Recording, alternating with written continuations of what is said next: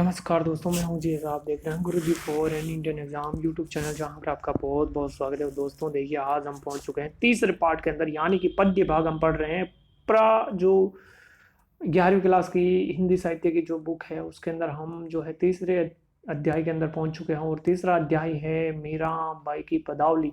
उसके कुछ पद यहाँ पर अपने जो सिलेबस में आए हैं और उसी को हमें पढ़ने हैं। अब देखिए दोस्तों, हम जो पहला क्वेश्चन आपको पूछने जा रहे हैं वो है ये कि लियोरी बजंता ढोल पंक्ति में बजंता ढोल से मीरा जी का क्या आशय था।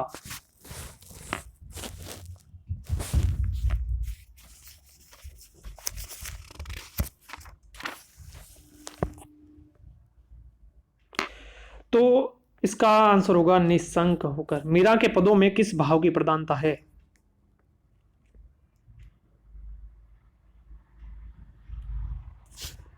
इसका आंसर होगा माधुर्य। मीरा को किस खेल के लिए जो खेल के समान मानती है, संसार को है जो किस खेल के समान मानती है मीरा? मीरा संसार को किस खेल के समान मानती है?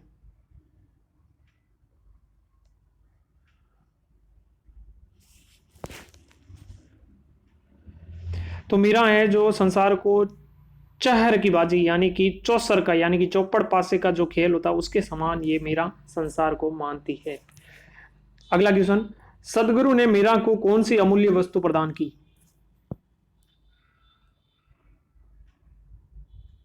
तो सदगुरु ने मीरा को राम नाम रूपी अमूल्य वस्तु प्रदान की। अगला क्वेश्चन, लियोरी आंखी खोल कथन से मीरा का क्या आशय है?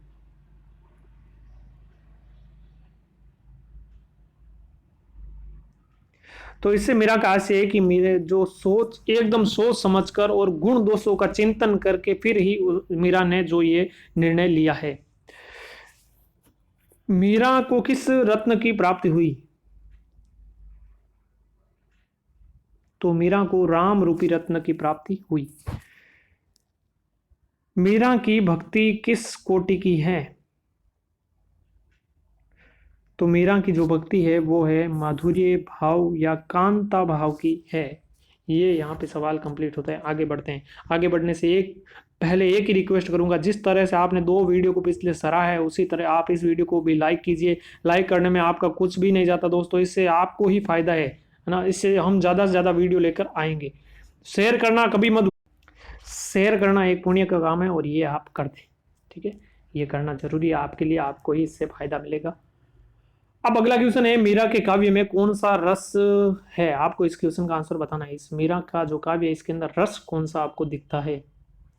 तो इसका आंसर होगा भक्ति रस। दरस बिन दुखण लागे नैण, मीरा के नेत्र किस कारण दुखण लागे, मतलब कि दुखने लग गए। तो सामने ही कृष्ण भगवान के दर्शन के बिना।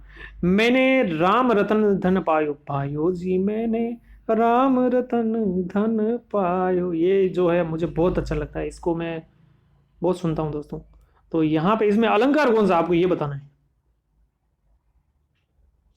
तो इसका आंसर होगा रूपक अलंकार। सत की नाव खिवटिया सतगुरु भव सागर तरियायो, इसमें कौन सा अलंकार है? तो देखिए इसमें दोस्तों रूपक अलंकार है। कौन सा? रूपक अलंकार है। और अगर देखा जाए तो इसके अंदर शे वर्ण की आवर्ती है, तो इसका मतलब है कि अनुप्रास अलंकार भी हम इसको कह सकते हैं। अगला क्वेश्चन है दोस्तों, पदावली काव्य की रचयिता कौन है? अगला क्वेश्चन मैंने आपको पूछा है, पदावली काव्य की रचयिता कौन है? तो इसका आंसर होगा मीराबाई। मीराबाई के काव्य का प्रमुख स्रोत क्या है? मीराबाई के काव्य का प्रमुख स्रोत क्या है? तो यहाँ पे भक्ति है। मीराबाई के आराध्य कौन है? कृष्ण। मीराबाई का विवाह किससे हुआ? भोजराज। मीराबाई का जन्म स्थल है कुड़की मेड़ता के अंदर, नागौर, राजस्थान। मीरा के पद किस भाषा में हैं? राजस्थानी मिश्रित ब्रज। मीरा किस काव्य की प्रमुख कवियत्री है? तो मीरा है कृष्ण भक्ति काव्य धारा की। मीरा के काव्यों की प्रमुख ब्रज भाषा में किस अन्य भाषा का जो है सम्मिश्रण हमें दिखता है? तो राजस्थानी। नरसिंह जी रामायरो, इसकी रचयिता कौन है? तो मीराबाई। मीरा का जन्म कौन से वर्ष में हुआ? ठीक 100 वर्ष बाद कबीर जी के जन्म के, यानी कि 1498। मीराबाई के द्वारा लिखित काव्य ग्रंथ कौन सा है?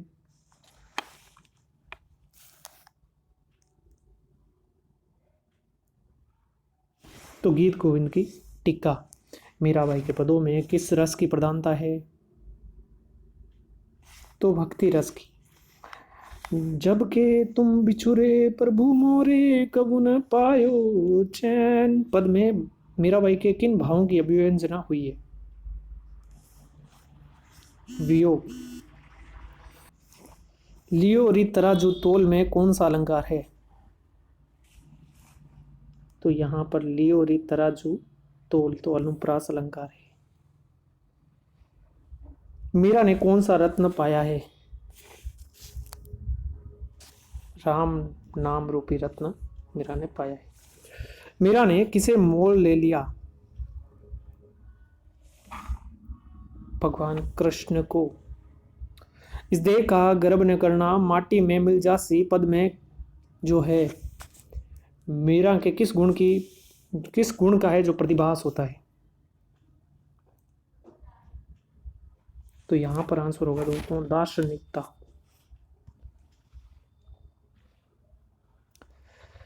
मीरा के पद में आई बई क्षमासी ऋण का क्या तात्पर्य है? 6 माह लंबी रात। जन्म जन्म की पूंजी, पद में मीरा का तात्पर्य किस पूंजी से है?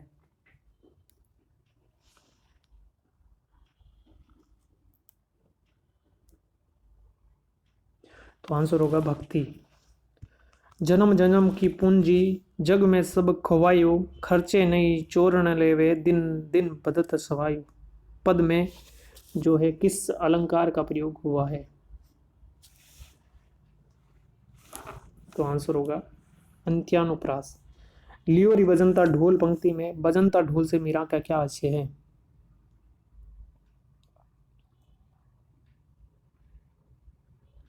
तो निशंक होकर लिया। मीरा के पदों में किस भाव की प्रधानता है? तो माधुर्य, ये हमने पढ़ लिया। दर्श बिनु दुखण लागे नैन, मीरा के नेत्र किस कारण दुखने लगे? तो ये भी हमने अच्छी तरीके से पढ़ लिया, कृष्ण के दर्शन के बिना। मैंने राम रतन धन पायो, इसमें अलंकार कौन है?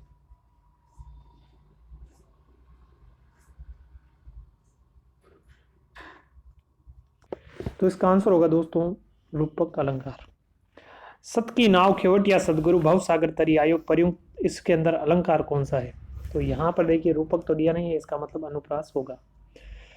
मीरा इस संसार को किस खेल के समान मानती है? यानी कि अनुप्रास और रूपक दोनों ही है, ये ध्यान रखना। मीरा इस संसार को किस खेल के समान मानती है? चौपड़ पासे के समान। चौसर। सदगुरु ने मीरा को कौन सी अमूल्य वस्तु दी है? तो राम नाम रूपी रत्न की एक अमूल्य वस्तु सदगुरु ने मीरा को दी है। तो दोस्तों ये सवाल थे आज के, और आपको मुझे पता है अच्छे लगे होंगे। अगर दोस्तों ये अच्छे लगे हैं तो प्लीज़ इस वीडियो को लाइक कीजिए ज़्यादा से ज़्यादा, और इस वीडियो को ज़्यादा से ज़्यादा शेयर कीजिए, और कमेंट के अंदर आप कुछ भी आपको समस्या है तो उस प्रश्न पर आप कमेंट में ज़रूर बताएं। मिलते हैं अगले वीडियो में, तब तक के लिए जय हिंद जय भारत, थैंक यू।